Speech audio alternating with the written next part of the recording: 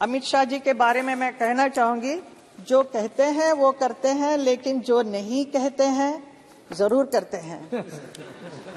भारत की एकता और अखंडता के लिए, भारतवासियों की सुरक्षा, न्याय और कल्याण के लिए अमित शाह जी का जो समर्पण है, परिश्रम है, उसका ही परिणाम है। गृह मंत्री जी द्वारा लाए गए हैं भारतीय न्याय संहिता, भारतीय नागरिक सुरक्षा, भारतीय साक्ष्य बिल, इन तीनों पर मैं समर्थन करती हूं और इसी पर मैं बोल रही हूं।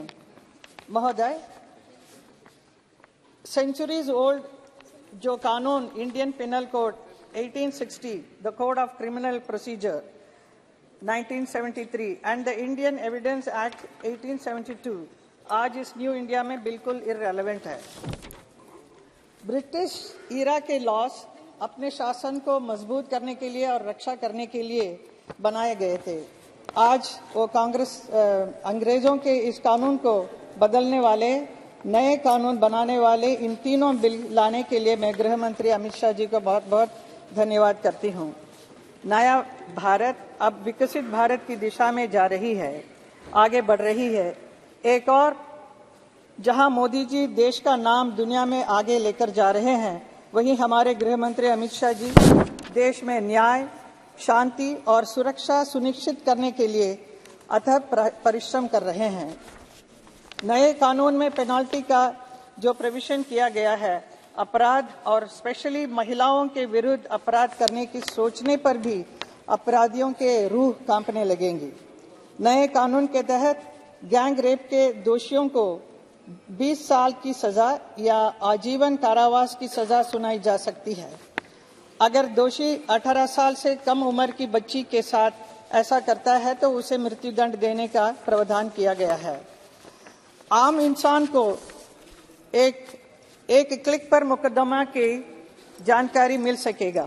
इसलिए 2027 तक देश की सभी कोर्ट को ऑनलाइन कर दिया जाएगा ताकि मुकदमा का ऑनलाइन स्टेटस मिल सकेगा। हर पुलिस स्टेशन पर जिले में एक ऐसा अधिकारी नियुक्त किया जाएगा जो अपराधियों के काले चिट्टे का रिकॉर्ड रखेगा। इन नए कानूनों से भारत अपराध मुक्त बनेगा और सभी नागरिकों को समय से न्याय मिलेगा, उनके अधिकारों की रक्षा होगी। मैं हमारे गृह मंत्री अमित शाह जी से आग्रह करना चाहती हूँ, कुछ कहना चाहती हूँ। भारत की महान परंपरा में हर जीव को ईश्वर के साथ जोड़कर देखा जाता है। हमारे संविधान के आर्टिकल 51A में कहा गया है कि हर जीवित प्राणी के प्रति सहानुभूति रखना भारत के हर नागरिक का मूल कर्तव्य है। अभी पूनम महाजन जी भी इसी बात के बारे में कहा था। लेकिन जानवरों के साथ बहुत क्रूरता बढ़ती जा रही है। ऐसी घटनाएं अभी बहुत ही देखने को मिलता है। हाथी, गाय, बैल, बंदर, कुत्ता, खच्चर ऐसे एनिमल के साथ बहुत ही दुर्व्यवहार करते हैं, अत्याचार करते हैं।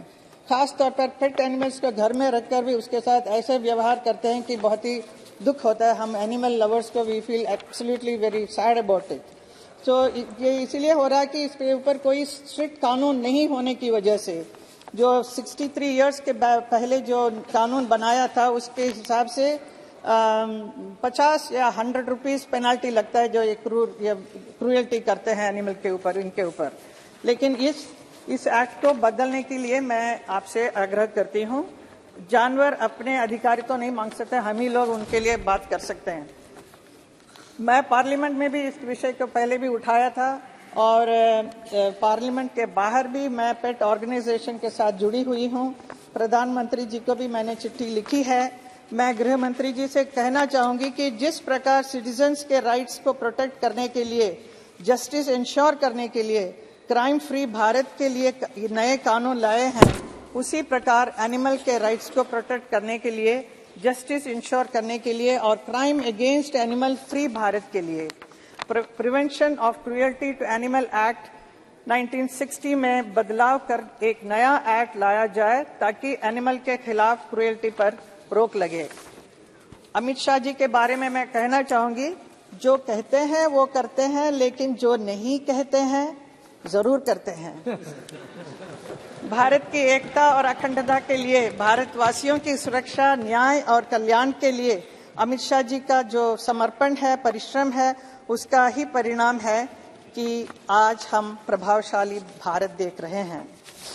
मोदी जी और अमित शाह जी के नेतृत्व में इतना मैं कहूंगी, लहराएगा तिरंगा अब सारे आसमान पर, भारत का ही नाम होगा सबकी जुबान पर, ले लेंगे उसकी जान या खेलेंगे अपनी जान पर, कोई जो उठाएगा आंख हिंदुस्तान पर।